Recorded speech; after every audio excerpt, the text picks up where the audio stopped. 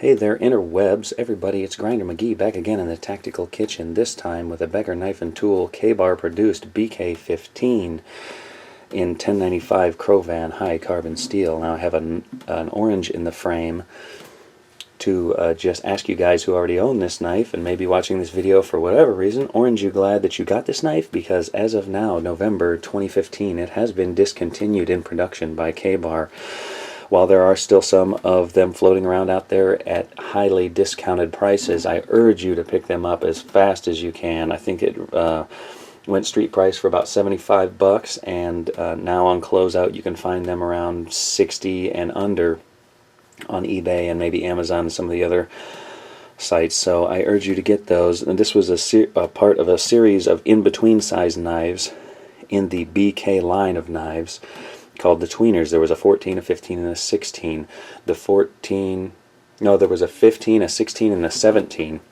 So this one being the 15, the 16 being right here, the drop point model, and the 17 being the same blade length as this one, but just with a clip point. I don't have here for comparison. So this knife was discontinued. The other two are not, as far as I know right now. They're still extremely popular, especially the 16. I do have my suspicions as to why they discontinued it.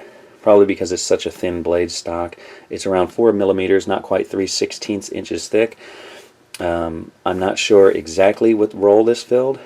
You know, maybe that's why it didn't find a niche in the market, is because it really is more of a slicer, more of a camp kitchen knife, more of a skinning knife, and not so much of an outdoor survival or combat knife as far as the marketing and the styling of it go. Maybe that's why it was discontinued and not so popular, whereas something like what we have here, the SOG Seal Pup Elite, is definitely styled towards military combat utility application. Although if we look at them, the SOG with its 5-inch blade and the BK15 with its 5.5-inch blade, they do have a similar belly, a similar sweep, really a similar overall just kind of look and feel to them. But this one is definitely styled towards the combat utility application, so I don't know. But we have the grivory handles on here, same as the BK16 and the BK17, and many of all of the BK models, as far as I know, have the grivory handles, which some people complain about them being slippery or they feel plasticky and cheap. I really don't have a problem with them. I think that the ergonomics on this one are quite great. The handle is slim. I have extra large hands, so it feels good in my hand. No hot spots that I can feel of necessarily right away, though I would like, if I was going to use it all day every day in a really hard grip, I do like a more hand-filling grip. Let's just drop in something else for comparison really quick. And I know I didn't write down a script or anything, so it's totally unscripted right off the cuff. This video here, guys. Here's the Phil Wilson from Spyderco, not at all in the same price point. As you can see how similar these two knives are. And the Phil Wilson South Fork, as far as I know, is supposed to be for fish and game skinning. When I got this knife, let's look at the handle on this one.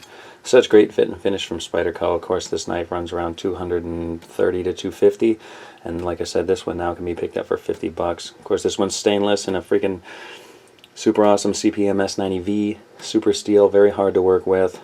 Extremely tough to get these tolerances on, but we're just looking at the similarities in their profile and styling right now.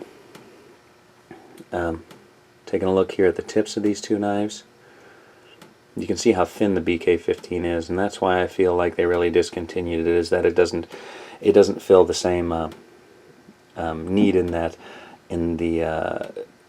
BK line, that everybody seems to go after these knives because they're so tough and they're just so durable. And this one kind of has you can maybe hear it if I tap on there. It's 4 millimeters thick. It's not quite 3/16 inches thick, and it's probably not going to withstand a ton of abuse. Now, why every knife that has a BK label needs to be able to survive the toughest abuse, I don't know, and like, for the third time now, I don't know if that's why they discontinued it, but it seems to be. Let's look at another knife that's quite similar in styling, you know, another comparable option here, and this one's a lot cheaper, of course, and it's stainless from the Krupp 4116 German stainless. This is the Cold Steel Outdoorsman Light, which is kind of a lower cost option for their Outdoorsman series, which is definitely 3/16 inches thick. This one, of course, is only 1/8 inch thick, and so when I put it next to the Becker here, you can see this one's 1/8. This one is 4 millimeters. It's just under 3/16 inches thick, and but as we go out towards the tip here, you can see how the Outdoorsman Light, because of the saber grind, it retains thickness all the way out to the tip. It's quite a bit thicker out there towards the tip, and I think that's because of the saber grind, you know, and of course the manufacturing process of those. But with this one, with the full flat grind, it has a false edge from about a 1/4 inch in front of the plunge line all the way out to the tip here. And aside from, you know, aiding in penetration, it seems to me that they did this to aid in slicing, because you're slicing up this full flat grind here, and then you hit the top, and that's the full thickness.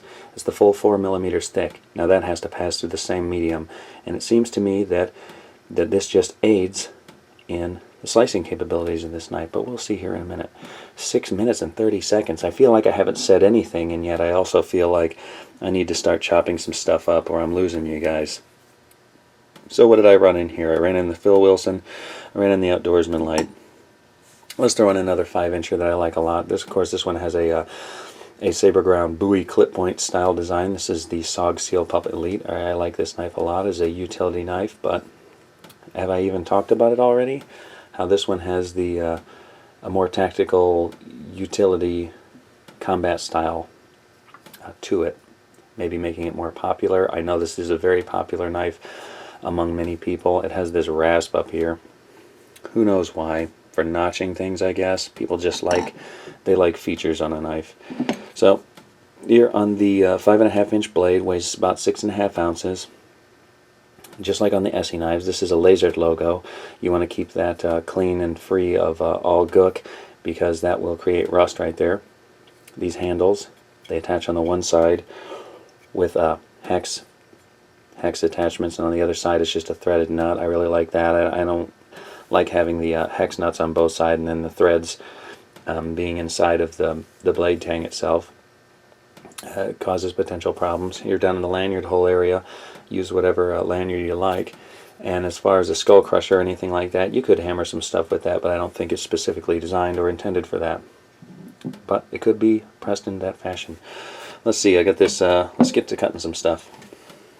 I'm talking. Now this knife is going to be an incredible slicer here in the tactical kitchen. Let's see. Oh, this kind of orange has kind of gone bad here. Let's see if I can slice this bad spot off and how well that does. Now, one thing I noticed right away, the factory edge on this knife, not extremely great. Not as good as a cold steel knife. Not as good as the Spyderco edge. Not even as good as the SOG Seal Pup Elite edge, or the Outdoorsman Light even, which is a far less cost. Why this is this way, I don't know. It seems to be unfinished. It seems to be kind of obtuse. I wish that they would just kind of sharpen them from the factory, but because they haven't, and these the market that these knives have, they seem to be all right with the customers, as far as the customers get these knives in hand, and then they modify them to suit their own needs. They a lot of times remove this high traction coating that's out here that really is high traction for some reason. I don't know why. They haven't gone with just a standard gun bluing or like a DLC diamond light coating. I don't know if it's cost or if it's preference. I'm not sure why, but they just haven't seemed to do that, and it's not something that really seems to be enjoyed by the majority of people who buy these knives. Don't seem to really enjoy that high traction coating. Why they haven't changed the coating? Your guess is as good as mine. For me, and what I've used this knife for, mostly kitchen stuff and some cardboard slicing. Now this is one that I've gotten brand new in the box, and not the one that I typically use. I like it to, in the videos, you know, use the newest knife that I can, because it looks better, and you know, it's closer to what, I mean, out of the box, it's closer to what you're going to have. And the other one I've sharpened, and it's got all kinds of stuff going on with it. So This is just to show you the performance kind of out of the box. Okay, I might experience a little bit of skipping the dialogue there because I ran out of space on the memory card, but we were talking about slicing, and this knife is actually very good at slicing. One of the better of these style knives, if you ask me. This is why I urge you to get one right away. If this is what you're looking for, more of a utility knife and less of a survival, less of a survival wood processing knife, then I urge you to get this one. So slicing up this orange, it does really a fantastic job, and you know, it's hard to continue to talk about these knives where there's just not much to say about them. It looks like it's a good slicer. Of course it is a good slicer. I mean, what more is there to say? Let's do an apple real quick so that I can show you how it performs there. Now, of course, with 5.5 inch blade, this one easily spans the apple. It seems to slice through with not much effort at all. As far as grips on this knife, this handle is just so fantastic for a number of grips. It's easily manipulated in the hand, even with the camera here, without hitting the camera or anything. You know, it's comfortable in many different types of grips. It's easily maneuverable, even with little twirling crap and stuff like that. It's comfortable in a side hold up here. It has a little choil here, so it's quite comfortable also in this choke up. Though if you had a big fat sausage finger, you might get up onto the cutting edge. But just like on the SE, they kind of taken care of you there and not left a really sharp corner to bite you. So let's see when we choke all the way up on this with the pinch grip, how this upswept point does in cutting this apple. You know, for me right now, just feeling it out, I definitely prefer like a more drop point kind of knife for this, especially just because I feel like I have more control over the point when it's in front of my knuckle rather than just right in line with my knuckle right there. But this one's doing a good job, and I don't feel like I'm in like I've lost control of the knife or I'm in danger of cutting myself or anything like that. So that's good. Maybe you guys wanted me to slice meat or something like that. I mean, I don't know. I'm not going to do it. Not today. We do this apple test because the apple is a good baseline. Ooh, that's nice. That's doing a real nice job. That is doing a very nice job. I mean, sometimes, you know, you're not always going to hear me be surprised by how a knife performs, just because it's not surprising to look at this knife and the dimensions and the specifications and then get performance like this. It's just really not. What would be surprising is that if I was to take this out to the woods and start freaking trying to do the incredible abuse tests on this knife and have it survive something like that, that would be incredible. But, you know, don't expect that. I think the internet has desensitized us and really put us in a place where we expect things to be able to survive extreme punishment and continue performing as intended. I said it before, I'll say it again. I don't understand where any of that crap comes from. This is a tool. You need to use it as intended, and it's going to perform as intended and maybe beyond expectation. That's what we're looking for. But as far as the filming of this video, it was worth 75 bucks. It's worth the 50 bucks they want for it now. And you know, I encourage you to go get one. Now let's look at this one. I'm going to run a little water here, kind of wash off my hands. Let's look at this knife, you know, as in comparison to an outdoorsman light here. And what I was talking about with the saber grind, how you can hear the apple cracking, right? And that's I think because of the full thickness of this grind here. And so gripping it in this pinch grip and doing this knife is sharper, and yet it doesn't seem to be slicing as well on this apple, and I think that's because of the grind configuration. Oh no, definitely not. It's definitely not slicing as well, though it is still a very good slicer.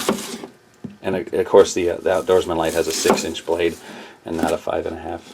But just to give you a quick point of reference there, this is an excellent knife for under $25, by the way. It has a hollow saber grind on it with this, they called it a bone breaker on the other one. Not sure what they call it here. Some kind of little false edge there for smacking, breaking stuff. I don't know what it's really for. You could come up with your own uses for it. So let's talk about one more thing with this knife real quick, and then I got to get out of here. Is the sheath. It's a total piece of crap. Maybe it works for you. It doesn't work for me. It's one of these drop leg nylon with the little insert on it in the stupid pocket. It takes up too much space. It's got too many snaps. It's got too much crap going on. I don't like carrying it. I don't like it at all. Not for utility, not for outdoor, not for nothing. SOG Seal Pup Elite has the same thing going on.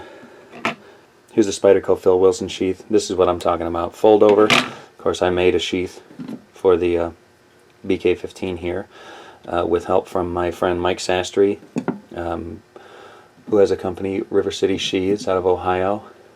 Very, very talented sheath maker. Makes minimalist fold-over sheath designs. This is probably in the styling of what he would call his draw point sheath. Comes with a Spyderco G-clip, which he designed for Spyderco. And this is my preferred method of carrying all knives. So it goes in the inside the waistband, outside the waistband. Of course, this is a tunnel that attaches to a belt up to 1.5 inches, maybe a little bit more than that. This is my preferred method. It also, of course, the G-clip also attaches to sweatpants and running shorts and stuff like that. So it keeps the weight down. It doesn't have all this bull crap. Let's take another look at the factory sheath. Junkola, toss it. Get something that works for you.